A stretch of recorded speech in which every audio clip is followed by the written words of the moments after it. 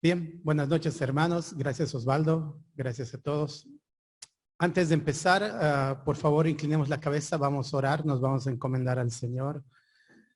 Padre bendito, Señor amado, Dios nuestro, Dios todopoderoso, eterno, te damos gracias Señor por esta noche, te damos gracias por este tiempo, Padre Santo, en que nos podemos reunir para decir más de ti, de tu Hijo amado, del amor que tuviste al enviarlo a la tierra, Señor. Te agradecemos, Padre Santo, por este regalo inmerecido, por ese don inmerecido, por ese amor incomprensible, Padre bendito. Te lo agradecemos en nombre de Cristo Jesús. Amén. Bien, ahí está. Bien, esta noche quería compartir un tema, una reflexión, una pequeña reflexión que tiene como título 2022, ¿no? 2022, el año que comenzamos ya hace casi un mes. Qué rápido que pasó el tiempo, qué rápido que está pasando este mes. Pero este año yo veo en el trabajo y leí un par de notas en el diario, tanto en diciembre como en enero, y hay como digamos, dos líneas encontradas, ¿no? Hay algunos que titulan que este año va a ser un año de crisis, una crisis económica peor que la del 2020, y ahí les voy a compartir un poco las ideas de por qué. Y hay otros que dicen que va a ser un año de recuperación. Hay otras noticias, analistas o empresas, instituciones que dicen, no, este año se recupera la economía, se recupera la salud, se acaba la pandemia y todos vamos para adelante. Volvemos a la normalidad que conocíamos antes. Entonces yo quería que reflexionemos un poco acerca de estos dos panoramas que se plantean para este año, ¿no? Primero veamos.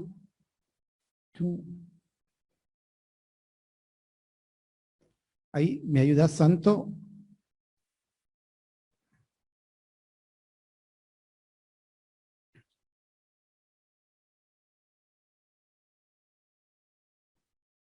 Un momento.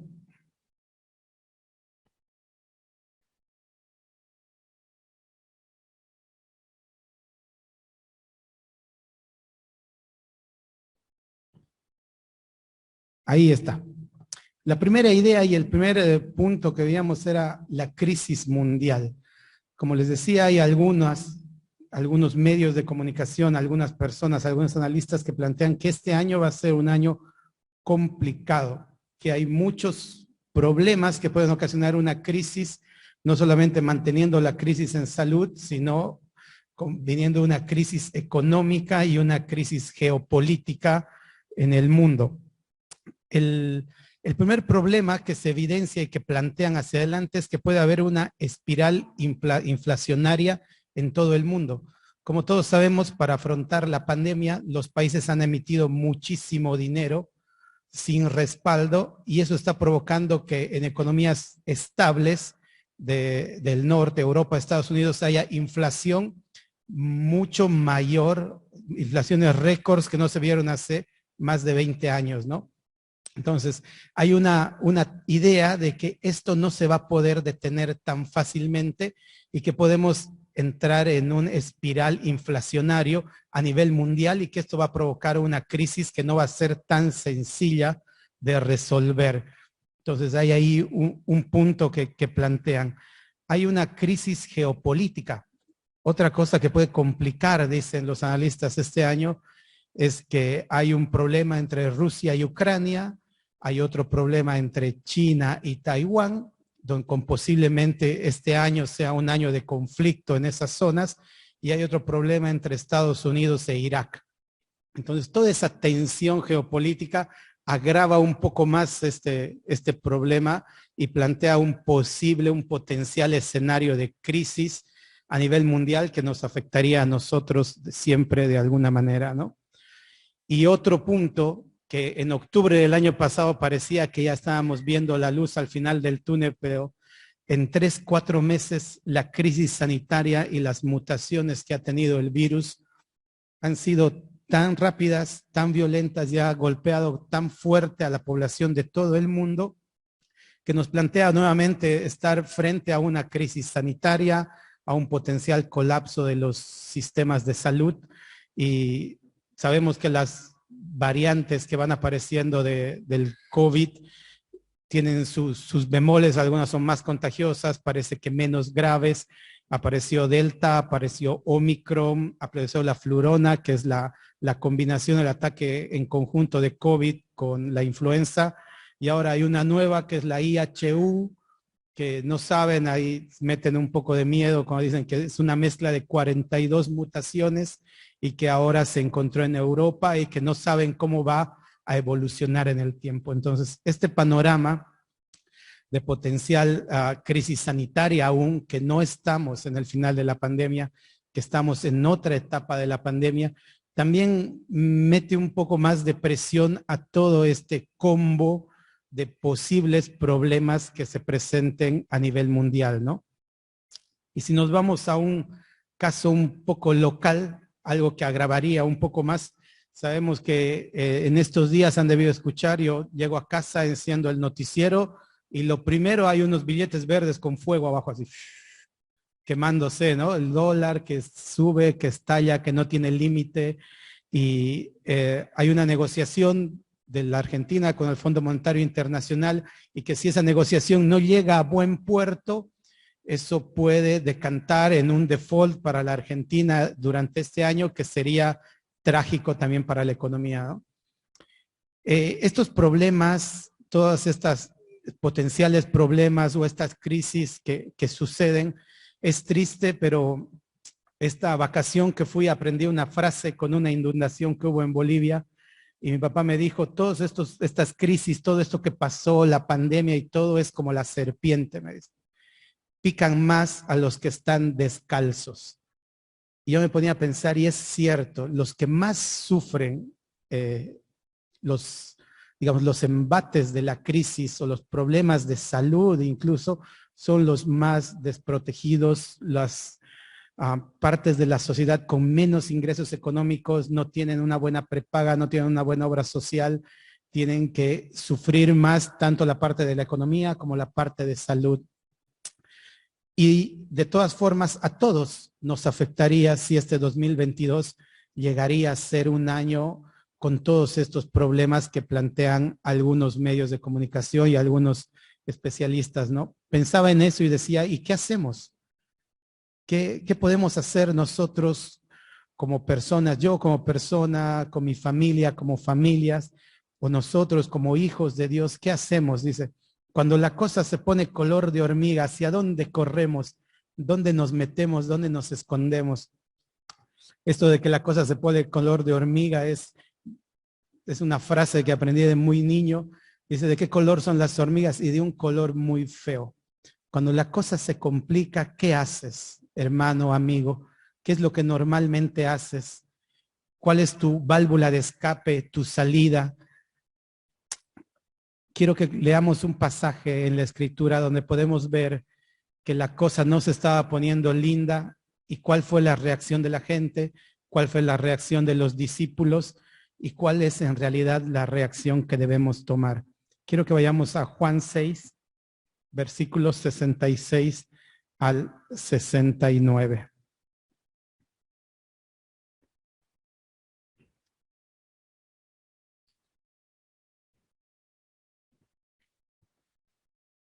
Juan 6. Este capítulo de Juan relata desde la alimentación de los 5,000, donde dice que la gente seguía a Jesús porque él hacía milagros y curaba a los enfermos.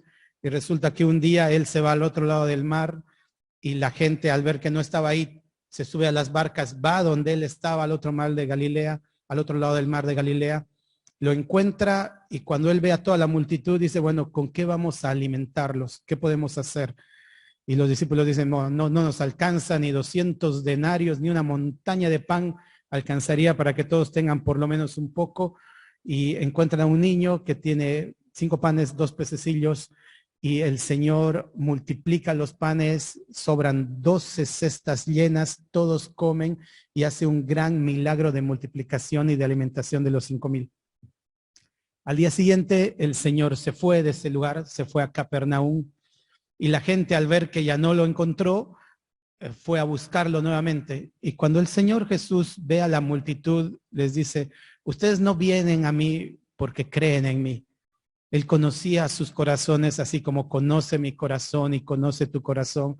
Y él dice, ustedes vienen porque les doy pan, ¿no? Y el Señor les comienza a hablar, les dice, pero yo les quiero dar un pan que no les va a dar nunca más hambre y nunca más van a tener sed. Y ese es el pan de vida. Él les estaba hablando de él mismo. Y les dice, ustedes tienen que comer de este pan y nunca más van a tener hambre, nunca más van a tener sed. Les habla que en el pasado al pueblo de Israel Dios alimentó con maná del cielo y él se nombra a sí mismo, dice, yo soy el verdadero pan del cielo que ha descendido del cielo y el que come mi carne y bebe mi sangre va a tener vida. Y entonces los discípulos y los judíos dicen, ¿cómo puede decir él que vino del cielo? Una palabra muy dura de escuchar es esta, dice. Entonces, después de que pasa todo esto, vemos el versículo 66 y dice, desde entonces muchos de sus discípulos volvieron atrás y ya no andaban con él. 67. Dijo entonces Jesús a los 12, ¿queréis acaso iros vosotros también? Es interesante ver que este versículo dice, desde entonces muchos de sus discípulos. O sea, no solamente la gran cantidad de gente que lo siguió los últimos 2 días, sino que muchas personas que lo iban siguiendo desde un tiempo atrás, que ya se consideraban sus discípulos, decidieron volver atrás, dar la espalda y no seguir más al Señor. Porque no podían entender que lo que el Señor les estaba pidiendo no era que coman su carne literalmente, sino que sean partícipes de la obra de Dios, que sean partícipes de lo que Él había venido a hacer, de entregar su cuerpo y después que ellos sigan su obra. Y bueno, y les dice a los 12, ¿quieren iros vosotros también? ¿Ustedes también quieren irse con todos ellos? Y le responde Simón Pedro, Señor, ¿a quién iremos? Tú tienes palabras de vida eterna y nosotros hemos creído y conocemos que tú eres el Cristo, el Hijo del Dios viviente. ¿A quién iremos? Dice Pedro, ¿a quién podemos ir? Pedro tenía claro el concepto de dónde ir cuando la cosa se pone difícil. ¿A quién acudir? ¿Dónde escapar? ¿Dónde tenemos que ir a refugiarnos si este año se cumplen esas predicciones que tienen de crisis sanitaria, de crisis económica, una crisis peor en la Argentina? ¿Qué tenemos que hacer, hermanos? ¿A quién iremos? Solo Cristo tiene palabras de vida eterna. Solo al Señor Jesús debemos ir y acudir. Y es interesante de dónde sale esta seguridad de Pedro de que solo en Cristo hay vida. Dice, nosotros hemos creído y conocemos que tú eres el Cristo, el Hijo del Dios viviente. Ellos habían creído que Jesús había sido enviado por Dios y que era el Hijo de Dios. En esa fe que tenía Pedro se ancla la certeza de que no puede ir a nadie más sino a Cristo. Este tiempo desde octubre, noviembre que visitamos a algunos hermanos con Magú acá en la Argentina, en otras iglesias, y hablábamos con algunas iglesias allá en Bolivia. Y es triste que algunos hermanos y algunas iglesias que estaban volviendo a la presencialidad habían vuelto con menos de la mitad de sus miembros. La gente ya no asistía y ni se conectaba al Zoom, ¿no? La gente había dejado de asistir a la iglesia. Y eso me hace recordar el pasaje en Deuteronomio 8, cuando el Señor habla al pueblo, cuando entra a la tierra prometida y les dice, yo te tuve 40 años en el desierto para probarte, para saber lo que había en tu corazón. Entonces, hermanos, estos tiempos de crisis, de enfermedad, de prueba que hemos venido pasando durante estos años y este tiempo que puede venir adelante, que no sabemos cómo va a ser, si va a ser peor, va a ser igual, va a ser menor, va a probar lo que hay en nuestro corazón. va a probar lo que tienes dentro de ti y va a florecer la verdad. Es interesante ver que hay testimonios de hermanos que se han convertido en esta pandemia, han visto esta dificultad y como Pedro han reconocido que solo pueden ir a Cristo y ha habido muchos convertidos. Pero es triste saber que ante la pandemia también ha habido hermanos que han decidido apartarse del Señor, que han decidido no congregarse más, que han buscado en su corazón otra respuesta. Ha florecido lo que había en su corazón, ha salido a luz la verdad. Y es a esas personas y a ti, hermano, y a los amigos, si nunca tú has ido a Cristo en algún momento, es el lugar seguro, es el único lugar seguro, es donde debemos acudir cuando las cosas se ponen difíciles. Tenemos que ir a Cristo. No hay otro lugar, no hay otra situación, no hay otra posición, no hay un lugar más seguro que estar en Cristo. Y ahora vamos a ver un porqué. Veamos en Hebreos 6, 17 al 19.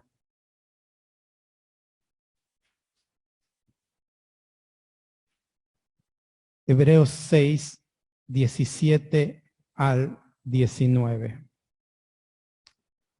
Voy a leer en una versión Dios habla hoy que nos permite entender más fácilmente este pasaje. Dice, pues bien, Dios quiso mostrar claramente a quienes habían de recibir la herencia que Él les prometía, que estaba dispuesto a cumplir la promesa sin cambiar nada de ella. Por eso garantizó su promesa mediante el juramento. Dios ha hecho promesas a su pueblo. En este pasaje habla como Dios le hizo una promesa a Abraham y muchísimos años después en Cristo cumplió la promesa con Abraham. Y dice que también Él ha hecho promesas a los que habían de recibir la herencia.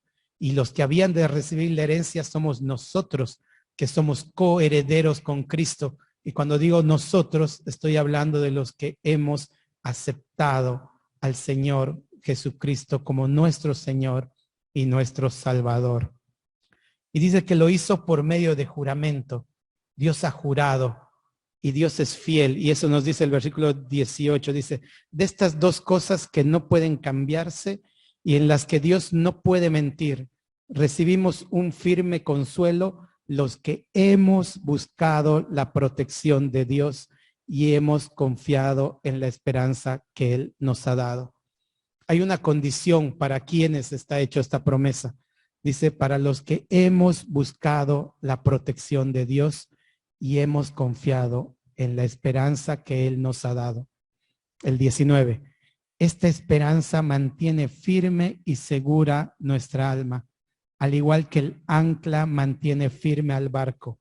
Es una esperanza que ha penetrado hasta detrás del velo en el templo celestial.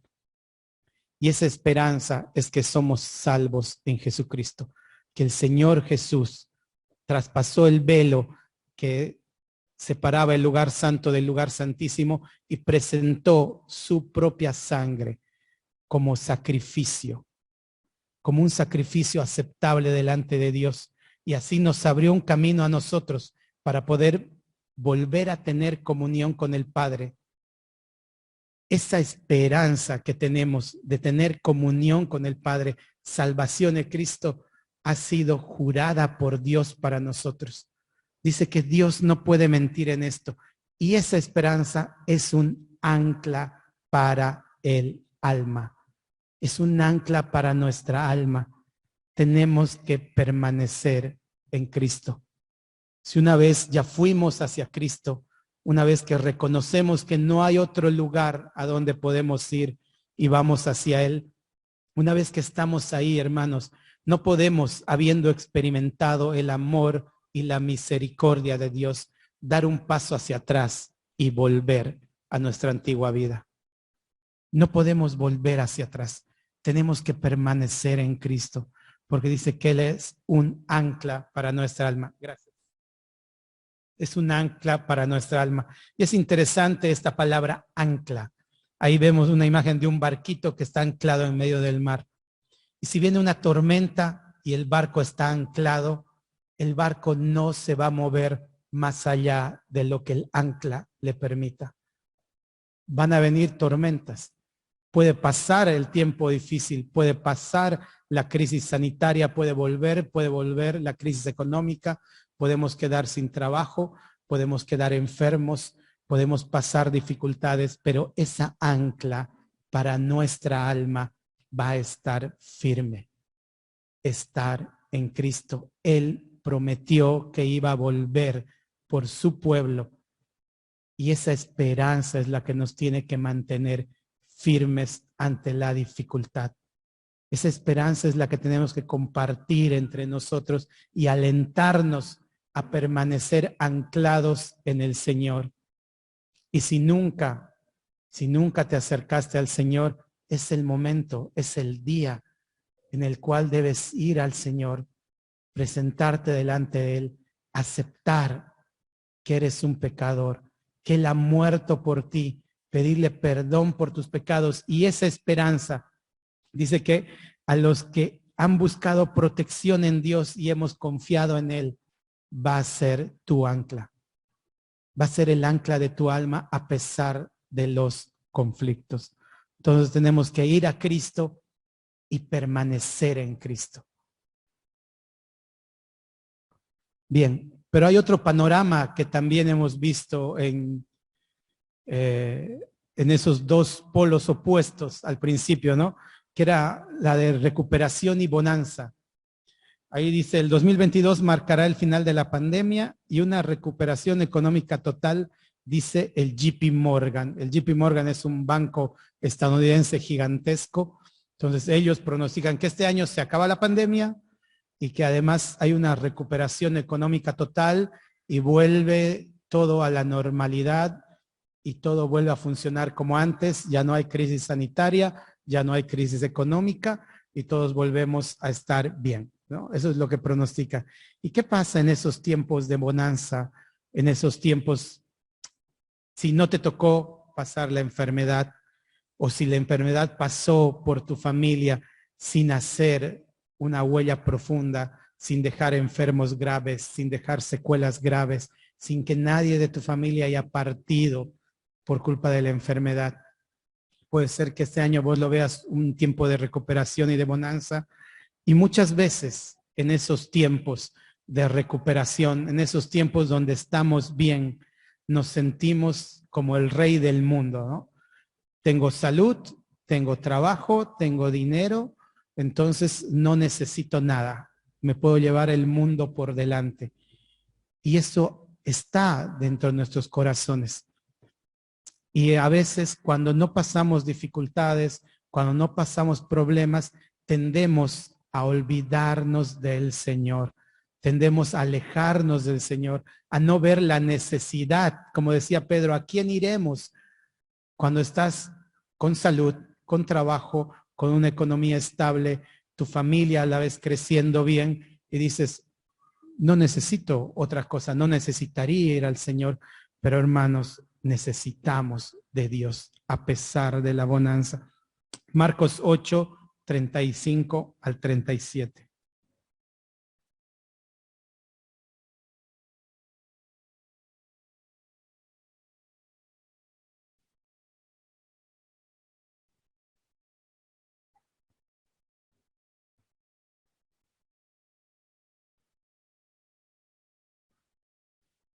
Marcos 8, 35 al 37 dice: porque todo el que quiera salvar su vida la perderá, y el que pierda su vida por causa de mí, del evangelio, la salvará. Porque ¿qué aprovecharé al hombre si ganare todo el mundo y perdiere su alma? ¿O qué recompensa dará el hombre por su alma? Acá cuando dice que, porque todo el que quiera salvar su vida la perderá, y el que pierda su vida por causa de mí, del evangelio, la salvará. Muchas veces incluso nosotros como creyentes pensamos que es más productivo, es mejor dedicarle más tiempo al trabajo o a un emprendimiento o a otra cosa que dedicarle tiempo al Señor. A veces dentro de nuestro corazón está que el tiempo para el Señor es una pérdida de tiempo. Y caemos en esto. Pensamos que estamos perdiendo nuestra vida al dedicarle tiempo al Señor. Pensamos que estamos perdiendo el tiempo, que es más productivo ir a manejar bicicleta porque hago ejercicio que venir a congregarme. Que es más productivo ir a visitar a mi familia que venir a la cena del Señor. Y así muchas veces en la mañana pensamos que es mejor escuchar las noticias en vez de leer la palabra antes de salir al trabajo.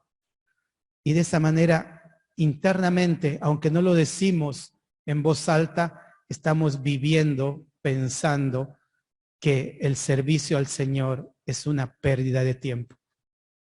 Y así, queriendo ganar vida, supuestamente, estamos desperdiciando y estamos perdiendo el tiempo.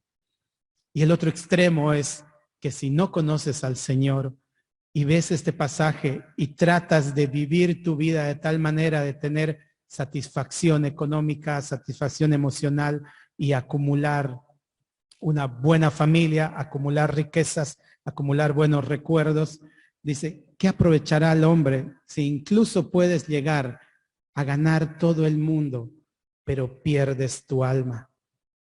¿De qué habrá servido todo el tiempo, el esfuerzo y la dedicación invertida si nuestra alma, si nuestra vida no va a tener un eco en la eternidad? Si lo que estamos haciendo no va a trascender más allá de estas paredes y de estos 50, 60 años que voy a vivir por esta tierra. ¿De qué va a servir?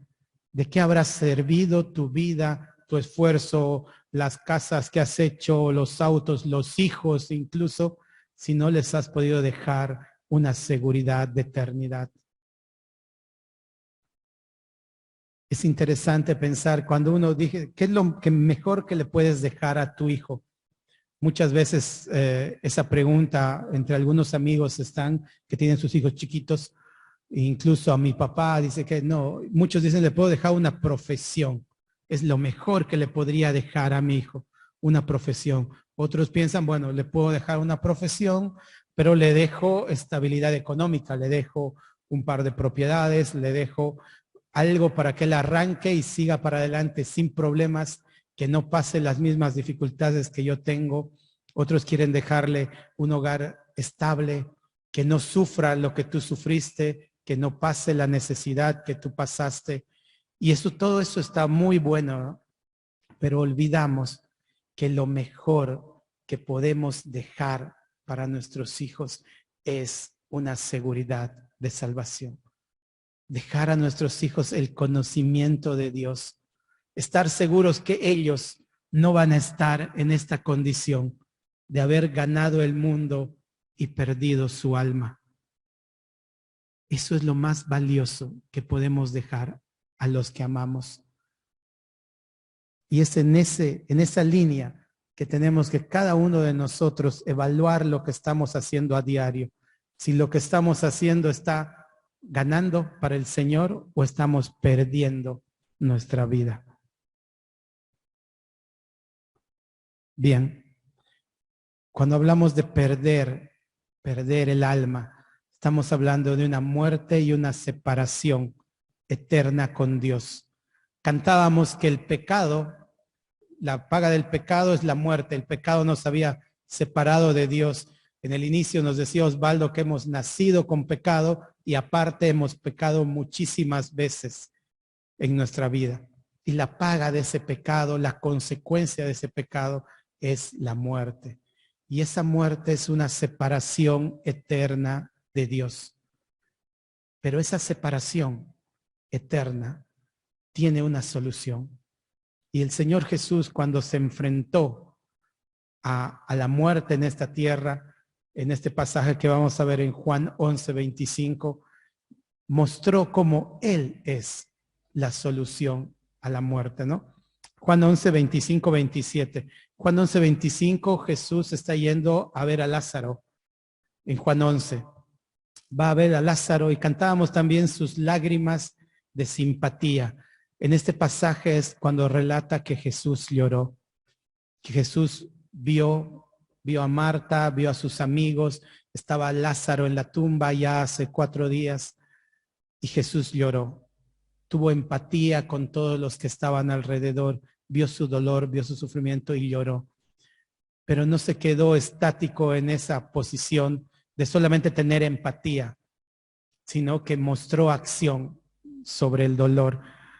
Y Juan 11:25 dice, le dijo Jesús a Marta, yo soy la resurrección y la vida.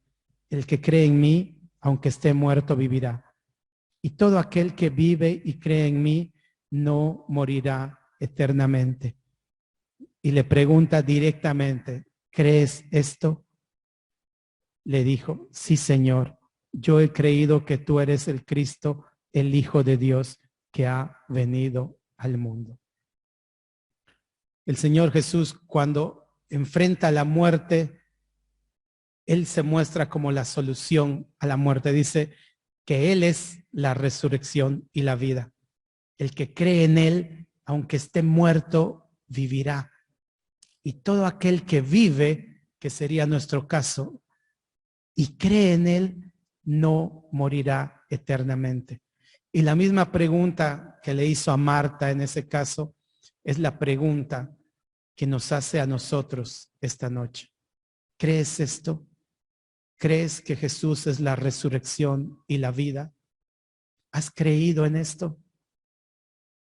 Y la respuesta que le da Marta es similar a la respuesta que le da Pedro cuando le dice, solo tú tienes palabra de vida. ¿A quién podemos ir? Le dice, yo he creído que tú eres el Cristo, el Hijo de Dios que ha venido al mundo.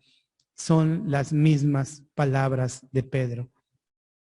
La fe que tenía en Pedro, en a quién debía ir cuando había dificultad, quién era el único lugar, es la misma fe que tiene Marta para reconocer que Cristo es la resurrección y la vida. Y tú, amigo, esta noche, ¿crees esto? ¿Crees que Jesús es la resurrección y la vida? ¿Cómo podemos hacer para saber si crees esto realmente? El Señor dice, el que creyere en su corazón y confiesa con su boca, el que cree en su corazón que que Jesús es el Hijo de Dios, enviado a la tierra a morir en reemplazo de cada uno de nosotros por nuestro pecado, y confiesa con su boca que Jesucristo es el Señor, dice, va a ser salvo. Creemos que Él ha venido a morir y Él ha resucitado al tercer día. Y la promesa que veíamos que es un ancla también incluye que Él, así como resucitó, así como Él es la vida y la resurrección, nos va a dar vida y resurrección a nosotros, sus hijos. ¿Crees esto, hermano? ¿Crees esto, amigo? Es la única manera en la cual, ya sea que este año sea un año de crisis, igual o peor que la que vivimos hasta ahora, o sea un año de recuperación y abundancia, ya sea una u otra, la única manera de tener vida es creer en el Señor Jesucristo. Oremos, por favor. Padre nuestro, Señor amado, te damos gracias, Padre, por tu amor. Te damos gracias, Señor, porque tu Hijo es la resurrección y la vida. Gracias, Padre Santo, porque en Él podemos hallar una esperanza, un ancla firme para nuestra alma. Gracias porque podemos correr hacia Él, porque Él tiene palabras de vida eterna, Señor. Te damos gracias, Padre, porque a pesar de que no sabemos cómo va a ser este año, sabemos que en tu Hijo y en ti estamos protegidos. Te agradecemos, Padre Santo, en el nombre de Cristo Jesús. Amén.